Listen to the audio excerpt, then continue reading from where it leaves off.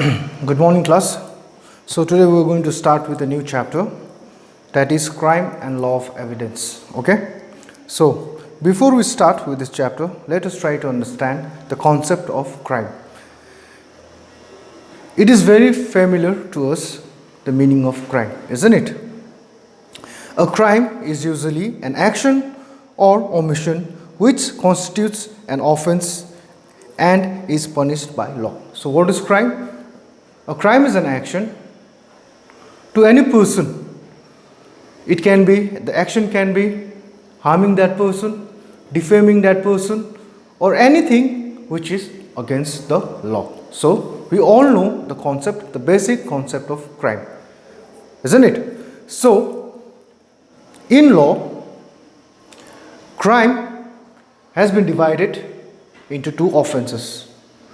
Especially in CRPC, the Code of Criminal Procedure, crime has been divided into cognizable offense and non-cognizable offense. So today we are going to try to understand what is cognizable and what is non-cognizable offense according to Code of Criminal Procedure, CRPC. Alright? So first, let's start with cognizable offense. What do we understand by cognizable offense? Cognizable offenses means any offense for which a police officer may, in accordance with the first schedule or under any other law of the time being enforced, arrest without a warrant. So the main point is, in a cognizable offense, a police officer can arrest a person without a warrant. Alright? So that is what cognizable offenses are. Now, another point is, cognizable offenses are non-bailable offense. Alright?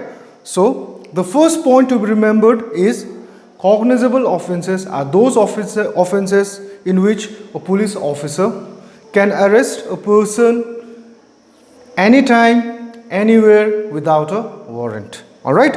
So that is what cognizable offense means.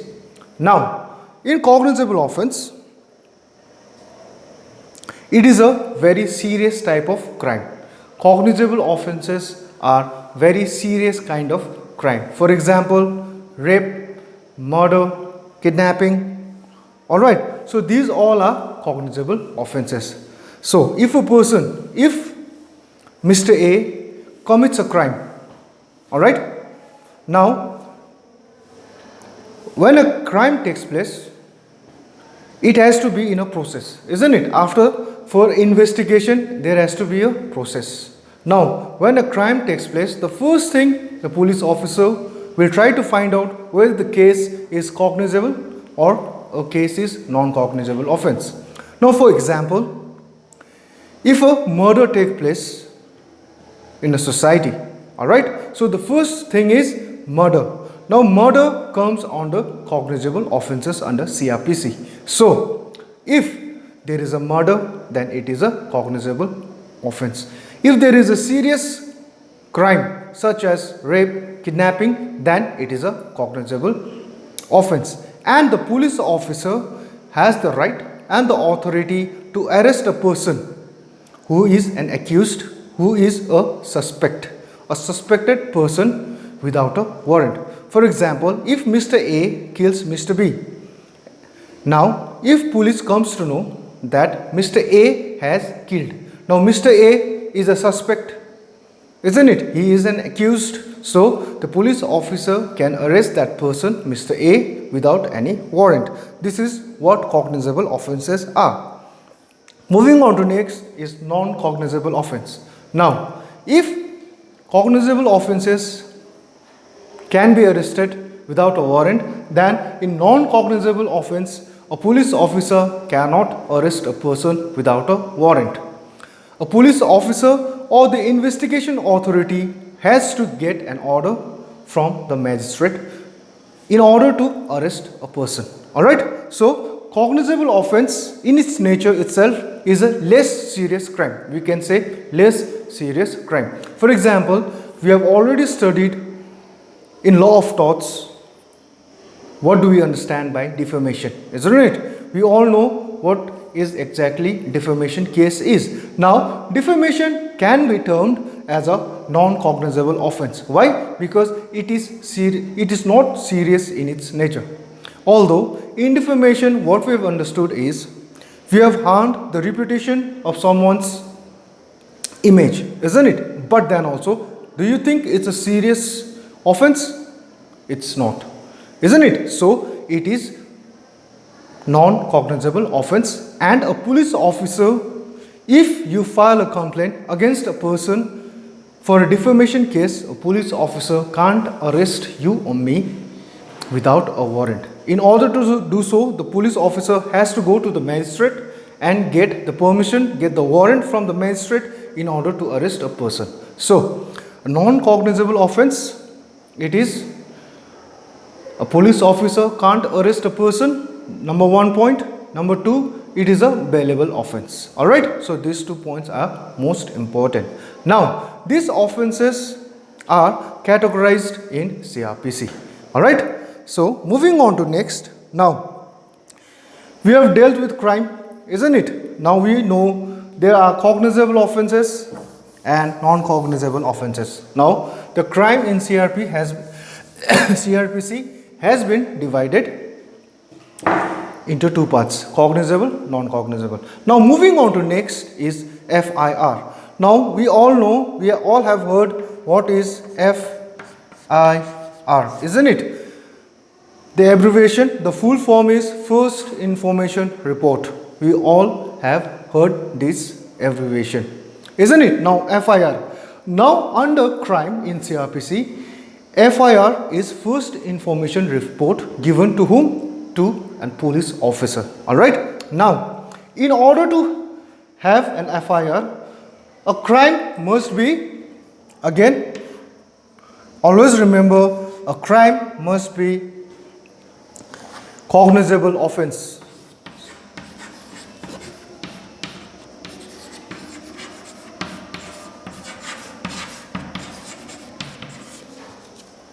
Only offenses related which are cognizable in its nature, only those offenses can be only those offenses can come under FIR. Alright, so first investigation report is always related to cognizable offenses, always remember. Now, as I have already said, there is a crime, a person has murdered someone. Now we all know a murder is a very serious crime and it comes under cognizable offenses.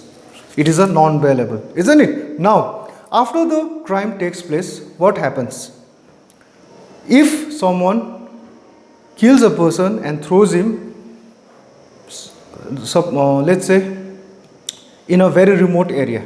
Now, if the body of that deceased is recovered by the local authorities, by a local villagers or someone passing by, now the first thing he will do is he will report to the police, isn't it? Now that part is first investigation report. The moment that person calls the police, the moment that person informs the police regarding a murder has taken place, then it becomes first investigation report. Alright, so this is what FIR is all about. Now let us try to read out. FIR is a written document prepared by whom? By police when they receive information about the commission of a cognizable offense. Anyone can report either orally or in writing to the police. Alright, so FIR is nothing, it's a written document.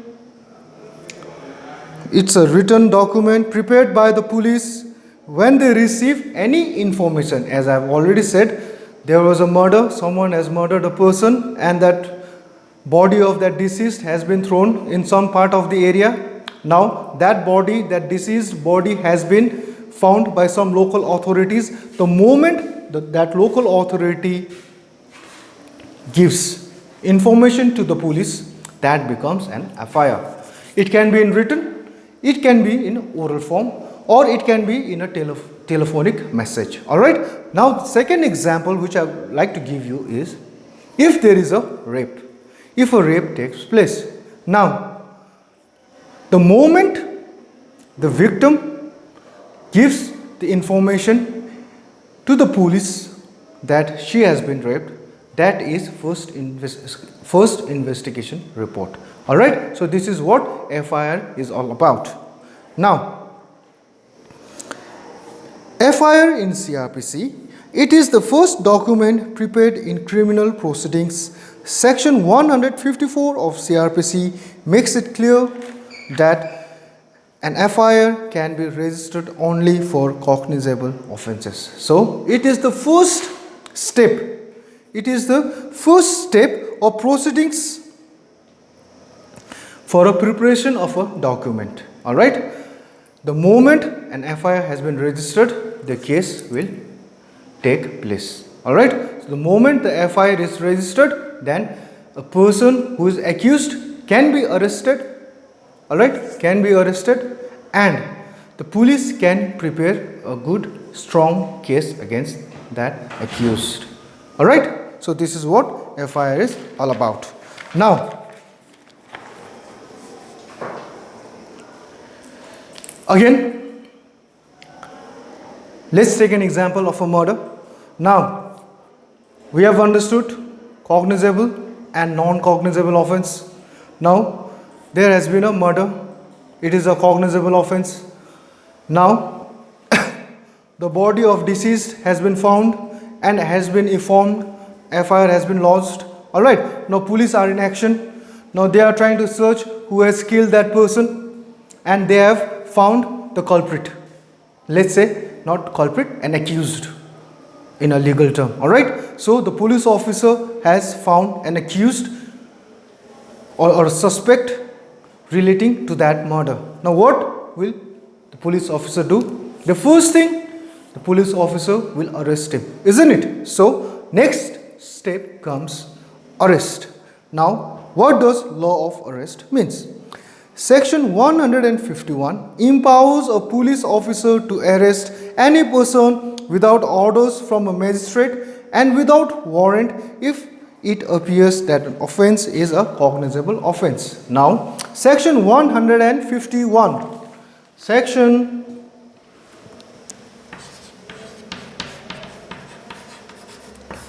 151 of CRPC gives power to a police officer to arrest a person without the orders getting from the magistrate or without a warrant, but only if the case is a cognizable offence. Now, the suspect, the police has found the suspect. Now, under Section 151, the police officer can arrest that suspect who has killed, who has committed a murder, that accused under 151 without a warrant and without the permission given by the magistrate. Because remember, when we were dealing with non-cognizable offences, now in order to arrest a person in a non-cognizable offence, a police officer has to get an order from whom? From the magistrate, according to CRPC. But in cognizable offences, a police officer can directly arrest without a warrant or without a permission. Alright, now arrest has been made. Now the suspect is behind the bar. Now the police officer can't keep a suspect or an accused for a long time. There is a period in CRPC where a police officer can keep the suspect or the accused behind the bars. Alright, now what is the duty of police officer? Now he has to gather the most important thing, evidence, isn't it? Now he has to gather the most important part, which is called evidence.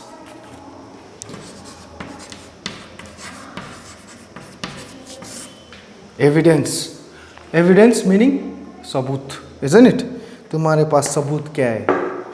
What evidence do you have that I have murdered that person. He can always raise that question. Although that person has killed, has committed a cognizable offense, he has murdered someone, but then also he can always say, what evidence do you have, or do you have a proper proof to do you have a proper evidence or a proof so that you can charge me, or you can say that I have murdered that person. So the question always arises.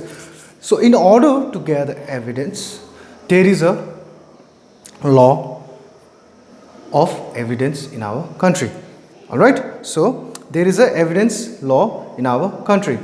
Now, concept of evidence. What do we understand by evidence? The term evidence is defined in section 3 of the Indian Evidence Act 1872. So evidence has been defined under section 3 of Indian Evidence Act of 1872. So, according to section 3 of the Indian Evidence Act 1872, it generally, since the term evidence means facts or observation presented in support of an assertion. In legal sense, the term evidence can be described as anything admitted by court to prove or disapprove alleged matters in fact in a trial. So, the murder has taken place, a person has killed a person, someone has killed a person, and the accused has been arrested by the police. Now, it is the duty of the police officer, the investigation officer, IO, to gather evidence. Now, when he starts his investigation and finds out that while that person was murdering another person, someone has seen. Alright? If while he was committing that crime, somebody has seen the crime scene. Now that becomes evidence. That is the crucial part. That becomes an evidence that someone has seen. That is eyewitness. Gawai. Alright? That person who will be the eyewitness of that crime scenario will act as an important evidence to put that person behind the bars. Alright? So, this is what the concept of evidence is all about. Alright? Now, we will move on to types of evidence. Alright? There are various types of evidence in various forms. Evidence can be oral evidence. मैले देखेको थिएँ त्यो मान्छेलाई यसो भन्दै गरेको, if it is a non-cognizable offense and it is a case of defamation, then if a third person has heard, मैले सुनेको थिएँ त्यो मान्छेलाई चाहिँ नराम्रो भनेको फलानाले, yes, I had heard that person was saying wrong things, नराम्रो कुरा against another person, and he was defamed, and that was the reason he was defamed. Alright? So, that person who heard that thing and ready to act as a witness is a evidence. That is oral evidence. Now that person will say, मैले सुनेको थिएँ यस्तो भन्दै गरेको. So, when he states in front of the court or in front of a police officer, investigating officer, that becomes oral evidence. Oral evidence is described in section 60 of the Indian Evidence Act 1972. These are the evidence which the person given has himself or heard.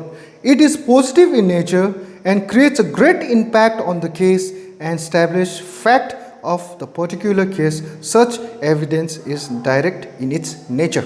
Now, these are what? These are the evidence which the person giving has himself seen, देखेको थिएँ, or heard, मैले सुनेको थिएँ. That is oral evidence. Now, second type of evidence we find is documentary evidence. Documentary evidence is described in section 3 of the Indian Evidence Act 1972. Such evidence is documentary evidence which is permitted by the court of law for inspection. Thus, all the documents permitted by the court for inspection can be termed as documentary evidence. So, what is documentary evidence? Documentary evidence are those evidence when a court gives permission that okay, this particular document can be kept as an evidence. Now, usually the court uses this kind of documentary evidence in civil suits rather than criminal, because in criminal cases we hardly have documents, isn't it? It's a crime. But in civil suits we need documents. For example, if there is a suit going on for a piece of land, if both the persons are claiming this part of land belongs to me, this is my property, this part of land is actually owned by me, and we have legal documents or proper documents. So the persons who are claiming that that plot of land belongs to them has to give some part of documents, isn't it, in order to prove. Now the court has to approve that document that okay, this document which has been submitted by these parties can act as a evidence for a case to be decided. Alright, so this is what documentary evidence is all about. Moving on to next is primary evidence. Primary evidence is described in section 62 of the Indian Evidence Act. Primary evidence is the most superior kind of evidence and is admissible and permissible in the very first place. This evidence plays a vital role in the case. Now, again, when the murder had taken place, when he was committing that crime, someone had seen that whole crime scenario, isn't it? I've already said there was a third person watching from far away, maybe recording. Now today it's a time of mobile, everyone takes a video. If anything wrong happens, if that person was taking a shot from far away, now that person's testimony or that person's testimony can be kept as a primary evidence. Now that is the most valued evidence which a prosecution or an investigating officer can show to the court. Alright, because he has seen from his own eyes, he has captured all those pictures while the crime was taking place. Now that part is prime evidence or primary evidence. Alright, so secondary evidence. Secondary evidence is described in section 63 of the Indian Evidence Act 1872. These evidence are admissible in court in case the primary evidence is missing.